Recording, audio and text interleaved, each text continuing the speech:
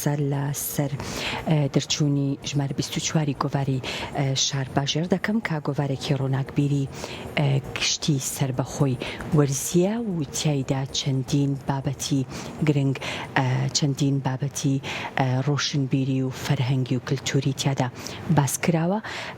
قسە و باسی زیاتر دەربارەی ناوەڕۆکی ئەم گۆڤارەکەم لەگەڵ زۆر بەڕێز مامۆستا جەمال مەلا سەعید سەرنووسەری گۆڤاری شار باژێر. مامۆستا بەخێر هاتی، خێربەی سەرچاو. ژمارە 24 چی لە خۆ دەگرێت؟ کۆمەڵی بابەتی گرنگی تایەکی لەوانە بابەتی مەحموواغای شیوەکەڵ کە لە سەردەمی دەوڵەتی عوسمانیدا بۆ ماوەی 25 ساڵ حکومڕانی هەرێمی شار باژێڕی کردووە. دیارە هەرێمی شار باژێڕ پیرەمێردی دینەمر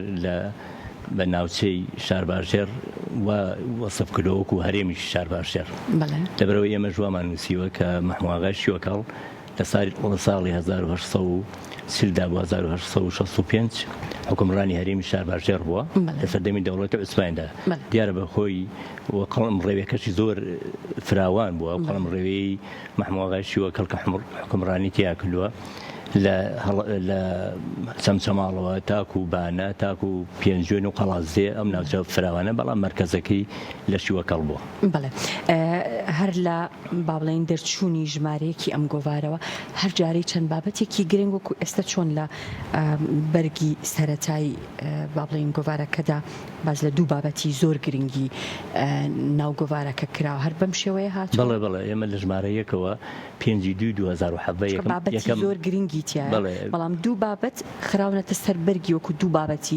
گرنگ. 5/2007 یەکەم ژمارەی گۆڤاری شار باژێرمان دەرکرد و تاکو ئێستا 24 ژمارەمان دەرکرد، 25 بەڕێگاوەیە کە لە ئایندە ئەگەر توانە هەبێ گۆڤارەکە چاپ بکەین. هەموو جارێک هەموو بابەتەکان گرنگن، هەر بابەتە لە بواری ڕووناکبیری کللتوری هوەری، بەڵام یەک دوو لە ژمارەکانە چەند بابەتێکی گرنگ وەکو مەحموواغای شیوەکەڵ وەکو چاپ و چاپەمەنی چاپخانە لە شار باژێردا لە ژمارە 3دا باسی هینمان کرد کارن ڕادنەر کە کچێکی شوێنەوار ناس بوو لە ئەڵمانیا هاتوو بۆ ئێرە. زیاتر فۆکەسەکەتان لەسەر شوێنەوارەکانە؟ نا، لەسەر هەمووی، لەسەر شوێنەوار، لەسەر مێژوو شارستانێتی شار باژێر بەگشتی کەسایەتیەکان، چەندین کەسایەتی مۆزوعی زانست هونەر، هەموو بابەتە ڕۆشنبیریەکان پێیوەست بێتەوە بە شار باژێرەوە. بەڵێ ئەو کەسانەی کە بۆ گۆڤارەکی ئێوە ئەنووسن زیاتر سەر بە شار باژێرن یان مەرج نییە شار باژێر؟ ئێمە لە هەموو شوێنەکان چەندین کەسی نووسەرمان هەیە لە شار باژێر خەڵکی شار باژێرن، بەڵام مەرج نییە ئەوە خەڵکی شار باژێر نووسەری کەرکووکی بۆمان بابەتەکان ئەبێ پێوەست بێ بە شار باژێر؟ مەرج نییە، ینی بابەتەکان بابەتێکی ڕووناکبیری گشتیە. ئێمە لە بۆکانەوە، لە بانەوە، لە هەولێر، لە قەڵازێ، لە هەڵەبجە، لە ڕانێ، لەموو شوێنەکانەوە بابەتمان بۆ نووسن. گرنگ نییە خەڵکی هەر شوێنێک بێ، گرنگەوەیە پێوەستکەنەوە بە شار باژێرەوە و خزمەتی هوەر و کولتوری و ئەدەبی کوردی بکات. ئەگەر باسێک لە چاپخانە و چاپەمەنی بکەین لە ڕاحەزەکەم جارە مەحموواغای شیوەکەڵ تێنەپەڕین بەسەریا، لەبەرەوە مەحموواغای شیوەکەڵ کاتی خۆی کە 25 ساڵ حکومڕانی هەرێمی شار باژێر بووە لە ساڵی 1840دا، دیارە ئەوانە هەموو بە پێی بەڵگەنامەکان، ئەو بەڵگەنامانەی کە لە سەردەمی دەوڵەتی عوسمانیدا، دەوڵەتی عوسمانی کە ئەو کاتە حکمی کردووە، هەموو ئەو بەڵگەنامانە کە بە زمانی تورکی بوون ئەمانە وەرجێڕاونە سەر زمانی کوردی، یعنی دوژمن کە دەوڵەتی عوسمانی بووە باوەڕی بەوە هەبووە کە ئەم پیاوێکی زۆر گرنگ بووە، هزرێکی زۆر فراوانی هەبووە، عەقڵێتێکی پێشکەوتووی هەبووە، ئازادی خواز بووە. لەبەرەوە دەوڵەتی عوسمانی ئەو سەردەمە بەڕاستی هەوڵان داوە کە لە ناوی بەرن و فعلەن لە ناویشیان بردووە بەژە هەر خواردن متەسەڕیفی سلێمانی کە ئەو کاتە ناوی عەزیز پاشا بووە لە پارێزگای سلێمانی ئەو کاتە، دەرمان خواردی کردو، ژار خواردی کردو و شەهیدی کردووە. ئەگەر بینە سەر مەوزوعی مەحموواغای شیوەکەڵ کۆمەڵێک نووسەری وەکو پیرەمێرد شاعیر، وەکو نالی، وەکو سالم، وەکو هەموو ئەوانەی کە لەو سەردەمانە کاکەی فەلاح شتیان لەبارەوە نووسیوە کەەوە تەنانەت ئەمە چامەیەکی شیعری لە دیوانی سالمە بۆ مەحموود ئاغای شیوەکەڵ نووسراوە هەموو ئەوانە دەرخەری ئەوەن کە محەممەدی مەلاکەریم هەم لەسەری نووسیوە دەرخەری ئەوەن کە مەحموود ئاغای شیوەکەڵ کەسایەتێکی گرنگ بووە لەو سەردەما کە حکمی کردووە بۆیە دەوڵەتی عوسمانی زۆر بە هەستیاری هەوڵی داوە کە لە ناوی بەرێت مەحموود ئاغای شیوەکەڵ کاتی خۆی کە حکمڕانی کردووە بەرنامەیەکی هەبووە بۆ حکمداری 27 خاڵ بووە ئەم 27 خاڵە بەلای مەحموود ئاغای شیوەکەڵ زۆر گرنگ بووە کە توانیوێتی هەچەند مەحموود ئاغای شیوەکەڵ کوڕی سەلیم ئاغای شیوەکەڵ ئەم پیاوە ئاغا بووە بەڵام مەحموود ئاغای شیوەکەڵ قۆناغی ئاغایەتی و دەرەبەگایەتی و خێڵی تێپەڕاندووە ئەو کاتە ژنێکی هاوسەرەکەشی کە ناوی پەریسەهر بووە خەزانەکەشی زۆر ڕۆشنبی بووە باوەڕی بە مافی ژن و بە ئازادی و لەو سەردەمەدا بە یەکسانی هەبووە لەبەرەوە هەردووکیان تاواکەری یەکتری بوون بۆیە توانیوانە حکمێکی جوان لە شار باشێڕدا بکەن لەو سەردەما هەروەها مەحموود ئاغای شیوەکەڵ باوەڕی بەوە هەبووە سنوورە دەستکردەکان تێک بشکێنێ توانیوانە بەهۆی یونسخانی خزمی کە لە بانە بۆ حکمی بانشکە لەبەرەوە بۆیە دەوڵەتی عوسمانی زۆر بەلایەوە گرنگ بووە کە لە ناوی بەرێ فعلەن لە ناویشی برد و لە بەژەهر خواردن بە پێی شەڕ نەیتوانیوە ئەو کاتە بەڵام بەژەهر خواردن لە سەرای سلێمانی شەهیدی کردووە مامۆستا ئەم کەسایەتیە دیارانە بە تایبەتی ئەم کەسایەتیە مێژوویانە ئێوە هەوڵ ئەدەن ئەوانە زیاتر تەرکیزتان لەسەری بێ و لێرەدا باسی بکەن و بە دوواداچوونی مێژووی لەبارەوە بکەن کە پێشتر گرنگی پێنەدراوە یان ئەمە کەسایەتێکی زۆر گرنگ بۆ لە مێژوودا بۆیە ئێوە جارێکی تر فۆکەستان لەسەری کەسایەتێکی گرنگ بۆ ئەمانە هەموو پێویستە نەکەرە و دەیان کەسمان هەیە لە شار باشەڕەکە کاتی خۆی مێژوویکی جوانیانەوە بۆ نەتەوە نیشتیمان و مرۆڤایەتی بۆ زانست بۆ هونەر بۆ کورد لەبەرەوە ئەمانە پێویستە گرنگیان پێ بدرێت پێویستە مێژوەکان نەفەوتێت جارێک کە مێژوویکی جوان بە وەکو بەڵگەنامەکانی مەحموود ئاغای شیوەکەڵ بنووسرێتەوە و نەوەکانی داهاتوو ئاشناکەن بەوەی کە ئەم کەسایەتیانە هەبوون لە شار باشەڕە زیاتر خزمەتی میلەتەکەیان کردووە بۆیە دەکرێت ئەمانە لە داهاتوودا نەوەکانی داهاتوومان ئاشنا بکەین و هەروەها من پێشنیاریشم هەیە بۆ حکمداران و هەم ڕۆشنبیران و هەم نەوەکانی کە مەحموود ئاغای شیوەکەڵ پەیکەرێکی لە شار باشەڕ لە چوارتا بۆ دروست بکرێ بۆ ئەوەی کە لە یادی نەوەکانی داهاتوودا بمێنێتەوە هەروەها مۆزەخانەیەکی بسکۆلەش بێ لە سەرای سلێمانی دروست بکرێ بۆ لەو شوێنەی کە داگیرکەرانی دەوڵەتی عوسمانی شەهیدیان کردو بە ژەهر بمێنێتەوە بۆەوەی نەوەکانی داهاتوو بۆ نەوەکانی ئێستا سەرداریان کرد بزانن کە ئەم پیاوە دڵسۆزی نەتەوە و نیشتیمان بووە و لێرەدا پۆرترێتی مەحموود ئاغای شیوکەڵیش هەیە بڵێ دروست کراوەتەوە زۆر باشە ئەگەر باسێک لە بابەتی چاپخانە و چاپەمەنی بکەین لە شار باشێر مێژوەکەی بۆ کێ گەڕێتەوە مێژوەکەی دوور و درێژە تەبەن مێژووی چاپ و چاپەمەنی لە شار باشێڕە زۆر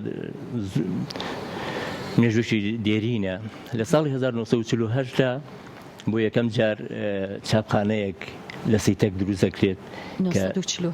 بەڵێ 1940 کە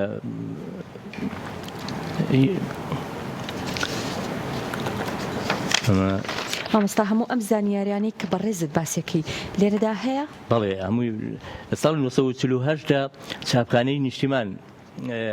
بەناوی چاپخانەی نیشتیمان عەبدوڕەحمانی زەبیحی و محەممەد شاپەسەن سەرپەرشتیەکەن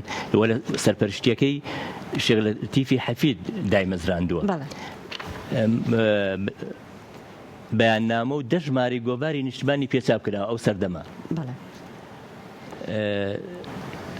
دوایی تر ئەم چاپخانەیە بردویانە بۆ ئەشکەوتی گردەڕەش ڕۆژنامەی لە ساڵی 62 ڕۆژنامەی دەنگی کوردستانی پێچاپ کراوە زۆر باشە مامۆستا حەزەکەم باس لە بابەتێکی تر بکەم خوێنەری گۆڤار و ڕۆژنامەکان من بیرمە جاران زۆر حەزمە کرد کە گۆڤارێک بکەوێتە بەردەستم لەبەرەوەی کە بابەتی زۆر هەمەڕەنگی و هەمەجۆری تایە ئێستا خوێنەری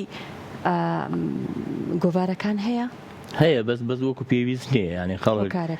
هۆکارەکەی سوشال میدیە لەبەرەوەی خەڵک لە فەیسبوکەوە هەموو شتەکانە بینێت هەموو دنیا لەبەر دەستایەتی بەڵام خوێنەر تایبەتمەندی خۆش هەیە چۆکەم خوێندنەوەی کتێب گۆڤار خۆشترە بەردەستا بێنە لە ڕێگای فەیسبوکەوە. بەڵێ ئەم بابەتانە گرنگیەکەی لەوەدایە کە وەک ئەرشیفێکیش دەمێنێتەوە بابەتانە چەند کەسێک لەلایەن چەند کەسێکەوە بابەتەکانە نووسرێت. بەڵێ ئەو بابەتانە هەمە جۆرن بە هەموو شێوازێگە نووسرێنەوە بۆیە هەم ئەرشیفەکرێن هەم لە کتێبخانەکانی کوردستانیشە ئەمێنەوە. مامۆستا بابەتێکی تر هەبوو کە سەرنجی ڕاکێشامێکێکە لە بابەتەکانی ناو ژمارە 24 ئەویش تێپەڕینی کتێبە قاچاغەکان بە سنوورە دەستکردەکاندا ئەمە مێژوەکەی ئەگەڕێتەوە بۆ کەی و مانای چیە تێپەڕینی کتێبە قاچاغەکان بە سنوورە دەستکردەکان؟ وڵا سپاس بەس پێشەوە ئێمە ئەگەر باسی چاپ و چاپخانەکان هەموو حیزبە کوردستانیەکان لە شار باشێر کە لانەی شۆڕش و کوردایەتی بووە گۆڤاریان دەرکردووە بەیاننامەیان دەرکردووە لە شۆڕشی کۆن و نوێ و هەموو ئەو شۆڕشانە لە پاسۆکەوە لە حیزبەکانی کوردستانی ڕۆژهەڵات هەموو ئەمانە لە شار باشێر چەندین گۆڤار و ڕۆژنامە و بڵاوکراویان هەبووە کە پێگەکانیان لە شار باشێر بووە بۆیە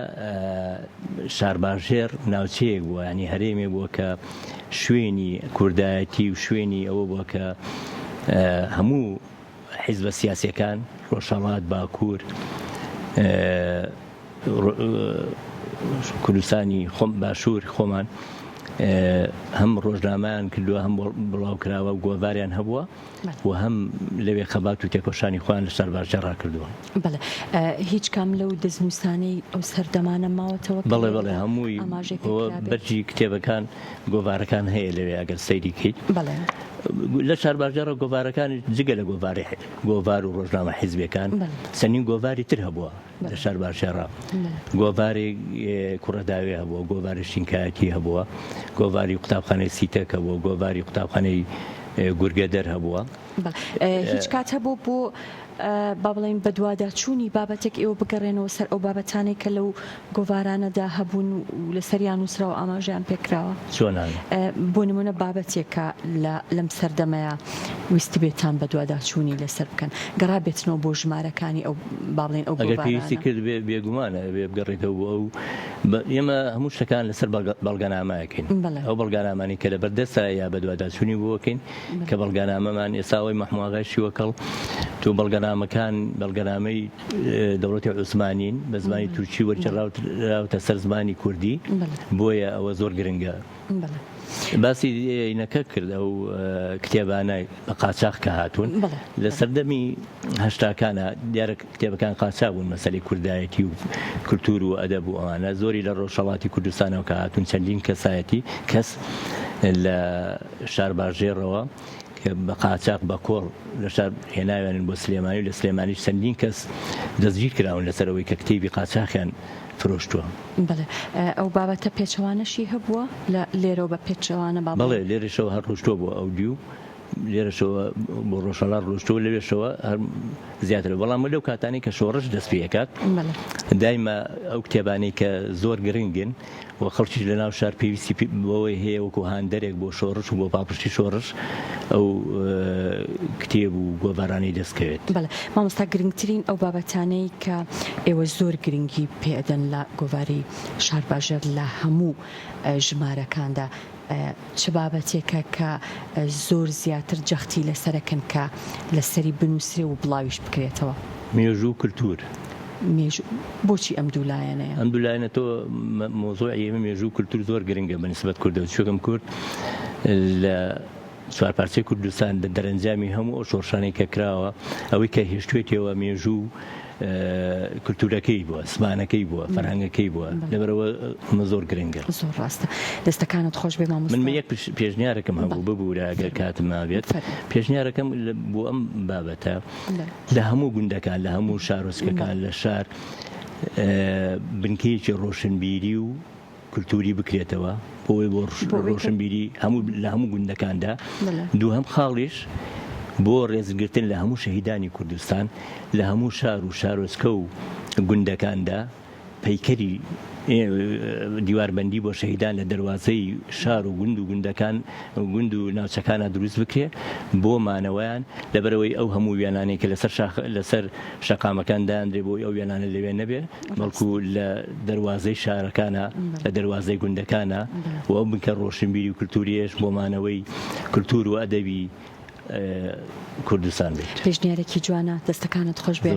زۆر بەڕێز مامۆستا جەمال مەلا سەعید سەرنووسەری گۆڤاری شار باژێر. سپاس دەکەم دووبارە.